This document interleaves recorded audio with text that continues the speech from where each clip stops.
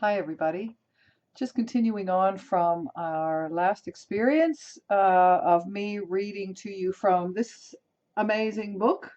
It's a biography about Gary Young and how he eventually came to stumble upon essential oils and how his life took a completely different direction. So this section is going to be a little bit longer than the first three. Um, this section is called the Unstoppable Mustang Man. I don't know why he got that name. It may be because when he was 18 years old in 1967, when he left home for the first time, he loaded up his red Ford Mustang and took off to British Columbia to do some homesteading there in Canada. So, anyway, this section is called the Unstoppable Mustang Man. Going back to his boyhood experiences of logging with horses, Gary decided to haul some of his horses from the Mona farm up to the tree farm to log the ravines and areas where farmers just wanted their trees thinned, which wasn't possible to do with machines. This brought even greater excitement as Gary gave members the opportunity to either drive a team skidding the logs or the cleanup wagon that carried the broken off branches to the chipper. As a boy growing up on the farm logging with his father, Gary learned to drive horses first, then small trucks, and then operate equipment. These experiences served him well when he was homesteading in northern British Columbia, Canada, logging and ranching for a living. Then, after his accident, looking for a way to support his family, he convinced the owner of a trucking company to retrofit one of the trucks with a handbrake and clutch so that he could drive and work. It was fascinating to all who watched him pull into the truck yard, swing his wheelchair out of the truck, maneuver himself around to unload, then swing the wheelchair back into the truck, pull himself up into the cab, and drive out for the next load. It was an amazing feat of determination. He worked beyond normal working hours for 6 months, saved enough money, and went into partnership with the son and father team to buy a logging truck. After about 8 months of logging, he asked them to buy him out. And with that money and the sale of his pickup truck, he had enough money to put a down payment on his first semi, a white Western Star, and became an independent contractor, hauling logs to the sawmill in Blue River and Avola, British Columbia. By this time, he had progressed from the wheelchair to crutches and a walker, reverting only occasionally back to the wheelchair. Even though his pain was constant and often intense, he was working and making good money. Unfortunately, after only 3 months, IWA, which stands for International Woodworkers Association, went on strike throughout the entire country of Canada, and all the mills were shut down. Because Gary was an American, he went to Linden Transport in the state of Washington, seeking work, and they contracted him to haul freight from Sumas, Washington to mile 1202 Beaver Creek on the Alaska Highway. After 7 months, making a trip each week, he transferred to Fairbanks, Alaska, and began hauling on the Alaska pipeline.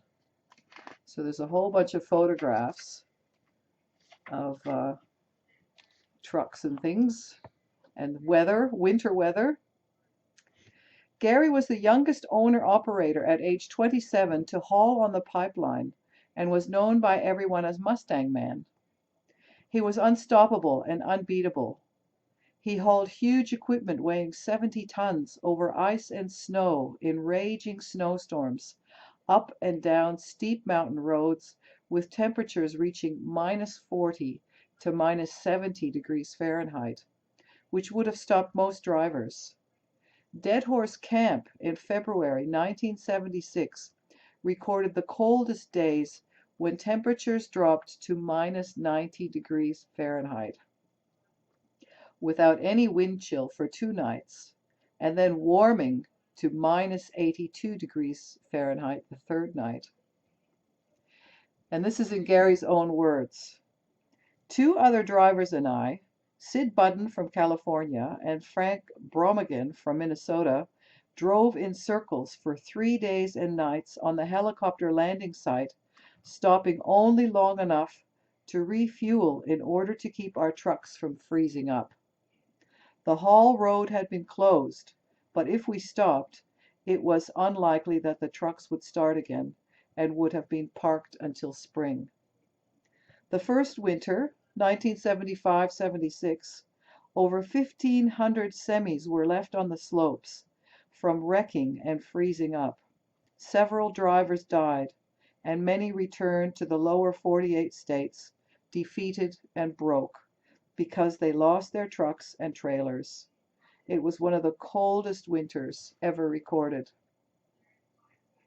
When I made the first trip north, there were 52 semi-trucks dispatched to follow the CAT train, which was like a caravan of earth-moving scrapers, road graders, off-highway trucks, pulling fuel trailers, camp trailers, cook trailers, D8 and D9 bulldozers, and leveled the tundra as they moved forward, and the road patrol that was always there to call for help if needed.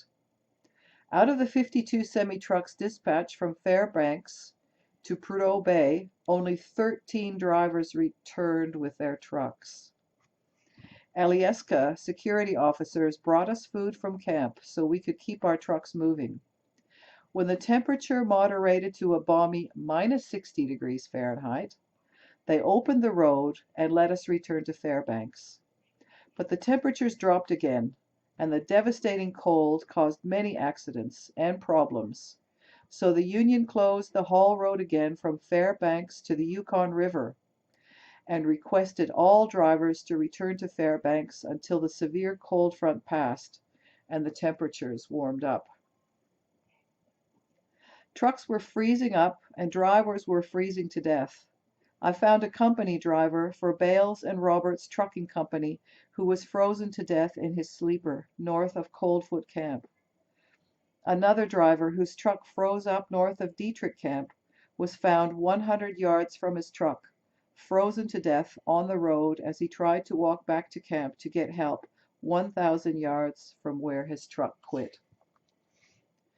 Another time, 5 of us were hauling equipment 1 mile across the ice bridge on the Yukon when the lead semi-truck broke through an air pocket in the ice. The driver got wet up to his waist as the freezing water rushed in his cab. Alyeska security was on site in minutes and pulled him from the cab, wrapped him in thermal blankets, and rushed him to the helicopter site 5 miles away, in 5 Mile Camp, for emergency evacuation. But he died from the thermal shock on the way. I was the 5th truck behind him and saw it happen.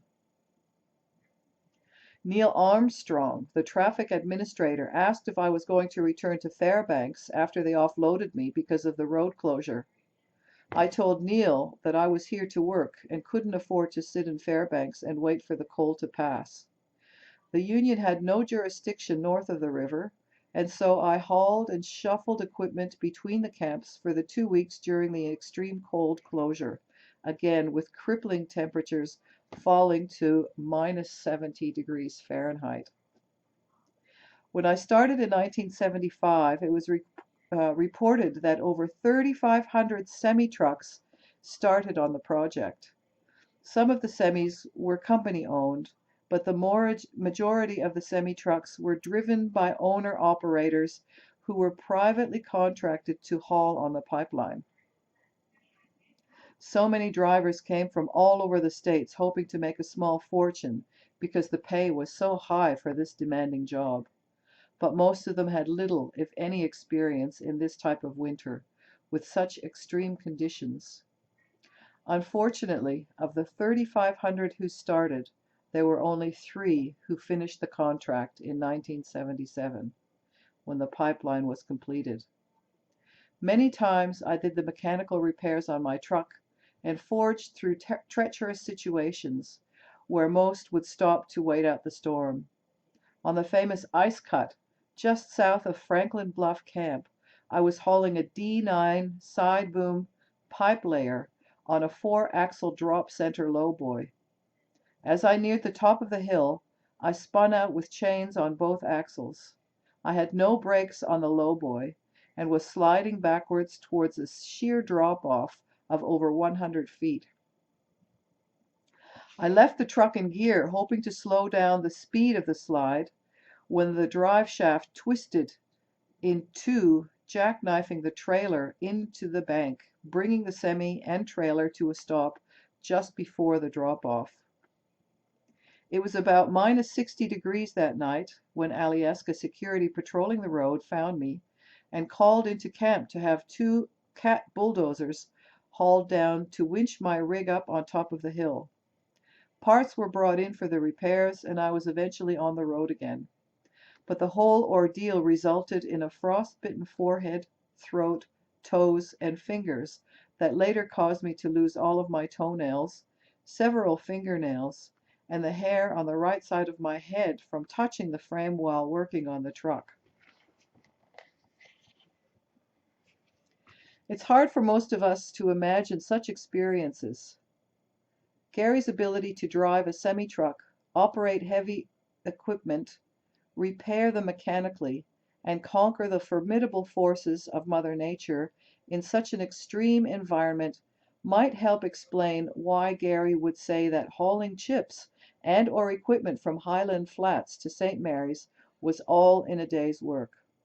Whatever the situation, no matter how difficult, he always looked for the solution or the answer, and he always found it.